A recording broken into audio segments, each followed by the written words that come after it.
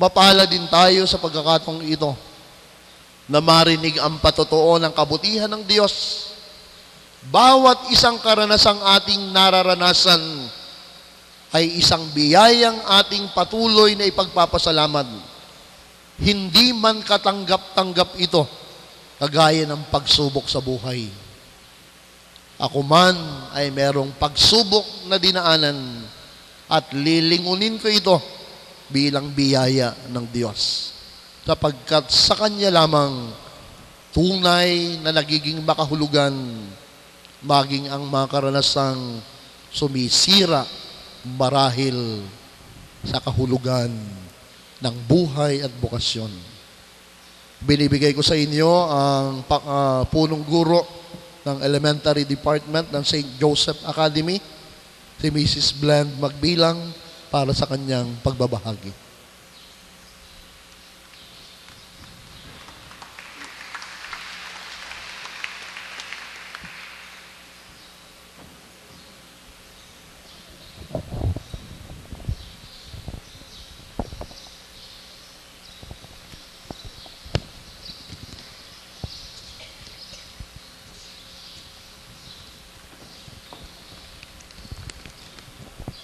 Magandang umaga po, kagalang-galang at minamahal naming Monsignor Melesio Verastige at sa katulong na lingkod pari, Reverend Father Clarence Ilagan, at sa inyo pong lahat na naririto ngayon upang makiisa sa pagdiriwang ng banal na misa nobinaryo para sa kapistahan ng ating dakilang Santo Cristo de Burgos. Ang inyo pong abang lingkod ay nahilingang magbahagi ni Ginang Rexy Manigbas at Ginang Amalia Salcedo.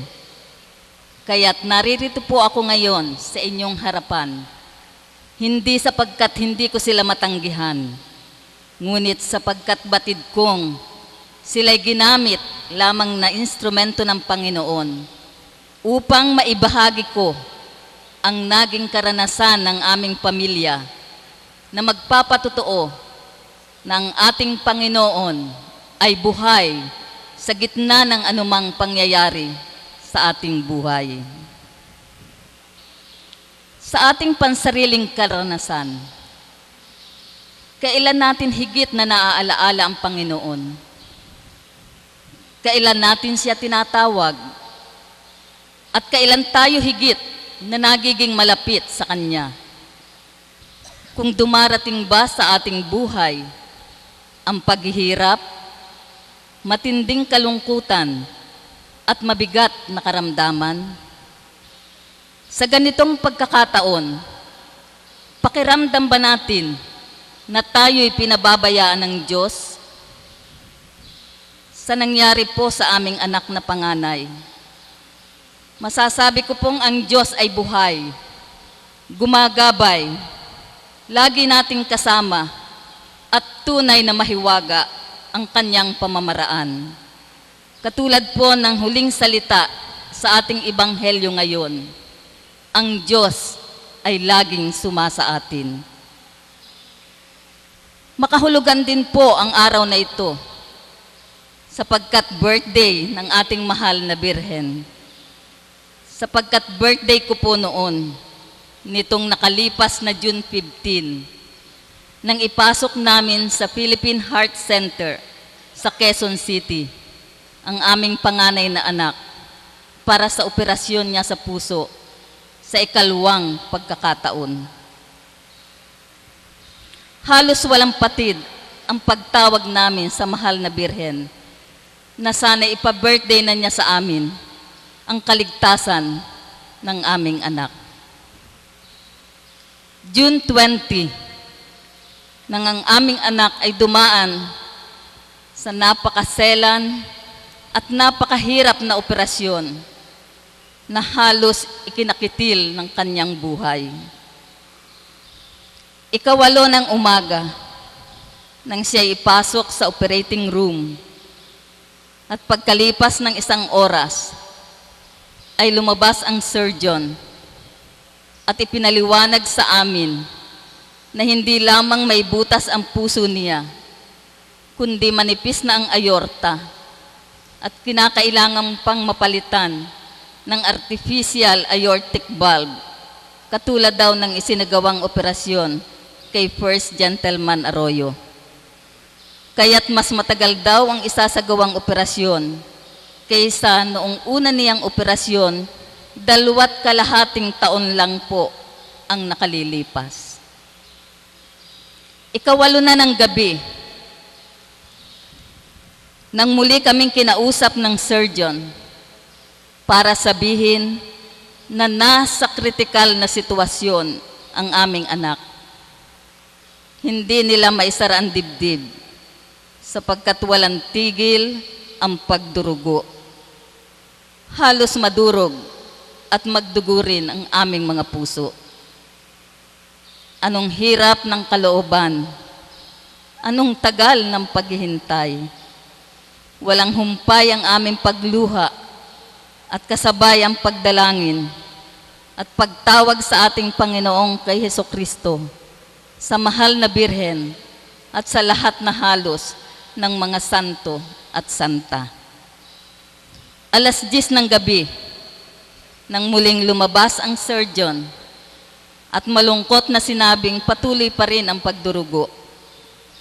Bakas na bakas sa kanyang mukha at pagsasalita ang kawalan na ng pag-asa at kalungkutan.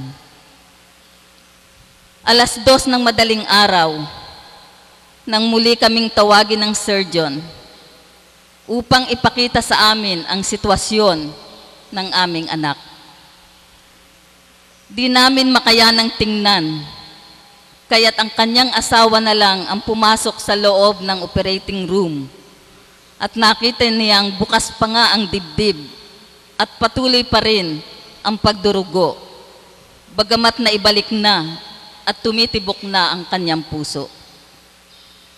At doon, tinapat na siya ng doktor na halos 5% na lang ang natitira nilang pag-asa upang siya'y mabuhay.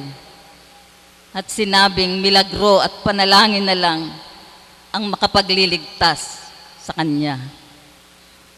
Sa pagkakataon ding iyon, pinagdesisyonan ng doktor ang kanyang asawa na tanggalin na ang mga gadgets at ubusin na lang ang isinasaling dugo sapagkat nahihirapan lang daw ang pasyente. Hirap na rin daw ang mga doktor at mahihirapan din daw kaming pamilya, lalo't higit sa laki ng magiging kagastusan. Paglabas ng kanyang asawa, ay umalingaw-ngaw sa katahimikan ang kanyang hagulhol at sinabi niya na di niya kayang magdesisyon.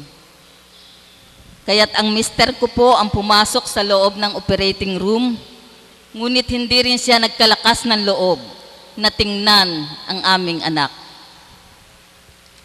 Kinausap niya ang doktor at sinabi po niya na hindi pwede po niyang tanggalin ang mga gadgets sapagkat para na niyang pinatay ang aming anak.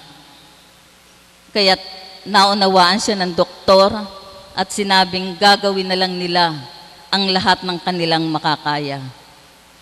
Ngunit hanggang 5:00 na lang ng umaga ang ibinigay na taning ng doktor.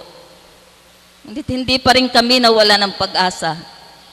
Bagamat sa mga oras na iyon, ay nadama at halos naranasan na namin ang bigat at sakit kung paano ang mawalan ng anak. Patuloy ang pananalig namin sa Panginoon. Patuloy ang paghingi ng dalangin sa mga pare, mga Madre Franciscana, sa mga kapatid, kamag-anak, kaibigan, mga guro at mag-aaral ng St. Joseph's Academy. At siya'y mahimalang nakaligtas. Ngunit hindi naging madali ang kanyang paggaling. Sa dami ng dugong na isalin sa kanya, na halos 80 bags ng dugo, at sa tagal niya sa operating room na inabot ng 22 oras na nakabukas ang dibdib, madaming naging komplikasyon. Nagkaroon ng komplikasyon sa kanyang bato at baga, kaya't kinakailangan niyang i-dialysis nang tuloy-tuloy sa loob ng 3 araw at sinundan pa ng 8 sessions ng dialysis.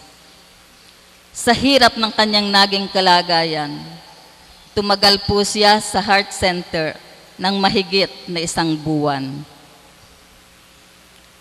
Nang ang aming anak ay nakakausap na, sinabi sa kanya ng doktor na hanga sila sa panalangin. At maging silang mga doctors ay naniwalang ang nangyari sa kanya ay isang himala. Sinabi ng doktor sa kanya na para siyang si Lazaro. At ang mismong doktor ang nagkwento kung ano ang nangyari sa kanya. At siya daw ay itinuturing nila na kanilang trophy. Tinanong din siya kung siya'y nakapaglakbay na at kung ano ang kanyang naging karanasan. Wala daw siyang ibang natandaan na siya'y naglakbay. Ang tangi lang daw pong naaalaalan niya noong oras na iyon ay may nakita siyang maputing babae at ang tanging natatandaan niya ay ito. Mama Pasyon, ano pong nangyari sa akin? Patay na po yata ako. Mama Pasyon, ayaw ko pa pong mamatay. Maliit pa po ang anak ko. Ngunit sa kabila ng mabigat at napakasakit na pangyayari, ay higit naming nadama ang pagmamahal ng dakilang Panginoon. Maging ang napakalaking gastusin sa ospital ay mahimala ding nakayanan sa tulong ng mga nagmamahal at nagmamalasakit sa aming pamilya. Ang pagmamahal ng Diyos ay ipinadadama sa atin sa pamamagitan ng ating kapwa. Sa panahong tayo sinusubok ng Panginoon, hindi po ito nangangahulugan na tayo'y pinarurusahan ng Diyos, sapagkat ang Diyos ay mabuti at mapagmahal. Ninanais lang niya na tayo'y tulungan kung paano tanggapin at harapin ang bukas. Lagi siyang may planong maganda sa atin, na kung din ba natin makita sa ngayon, tiyak iyon ay darating. Huwag lang tayong bibitiw sa Kanya. Ngayon po ang aming anak ay nasa bahay na at patuloy ang kanyang mahimalang paglakas at paggaling. Purihin po natin ang Diyos na buhay. Purihin ang Santo Cristo de Burgos na nagpapagaling. Purihin ang mahal na Birheng Maria, Mama Pasyon at mga santo at santa, sapagkat sa pamamagitan nila ay nakararating sa ating mahal na Panginoon ang anumang kahilingang makabubuti para sa atin at sa sanlibutan. Maraming salamat po sa dakilang Panginoon. At nais ko rin pong samantalahin ang pagkakataong ito na maipaabot ang taus-pusong pasasalamat ng aming anak at ng aming pamilya sa lahat po ng naghandog ng pinansyal na tulong at panalangin. Kay Monsignor Boy, sa kanyang walang humpay ding pagdalangin para sa kanyang paggaling, at lalo't higit po sa mga Madre Franciscana, sa aking pong mga hipag at sa aking kapatid. Muli po, magandang umaga.